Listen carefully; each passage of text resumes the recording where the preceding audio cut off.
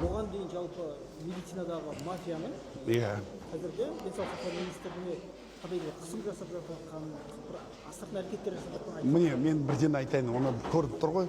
Әлназарова келгелі бері ашық барлығы жемқорлық, мафиялардың жұмыстарын бәрі ашылып, қылмыс істер қозғалып, адамдар бастапқы адамдар қамауға алынып жатыр. Ұрлықтың барлығы шетінен шығып жатыр. Шетелден пәтер алған, автокөлік алған, Дубайдан, Испаниядан. Әлназарға дейін оның ешқайсысы ашылған жоқ. Әлназарованың өткен жылы біз Бақытжан Базарбековке сын айтып бастағанда, Әлназаров айтты: білесіздер, мен қолымнан келмейтіні, кезінде бұрынғы басшылар медицинаны тексеруге болмайды деген шектеу қойып кеткен.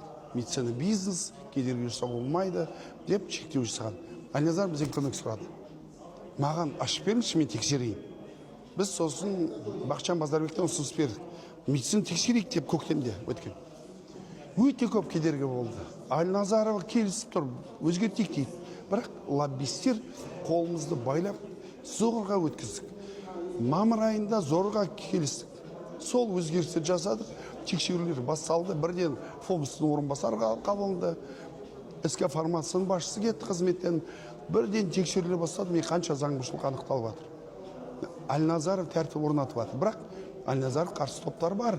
Миллиардтаған теңге, триллиондаған теңге. Президент айтты ғой, қанша триллион теңге. Оның артында адамдар бар. Және мен кеше Алматыда сотталып жатыр. 22-23 жылы ұрлағандар.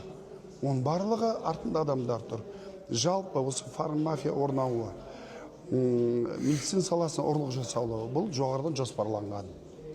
100 мың теңге тұратын қызмет 300 мың ақша салады. 100 мың тұратын дәріге 400 мың ақша салған. Ол ақшаны көбірек қып салды ма, ұрламай қоймайды олар. Бірақ өздерінің адамдарды тықпаштайды. Сол себептен қазір Әлназарға қарсы шығып жатқандар, ол кезінде сол қылмысын бәрін ұйымдастырғандар.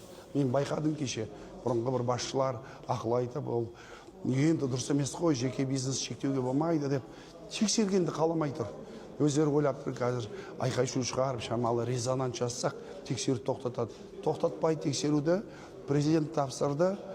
Барлық бұрында ақша ұрлаған адамдардың барлығы салады, қамалайды. Ақшаны қайтарамыз.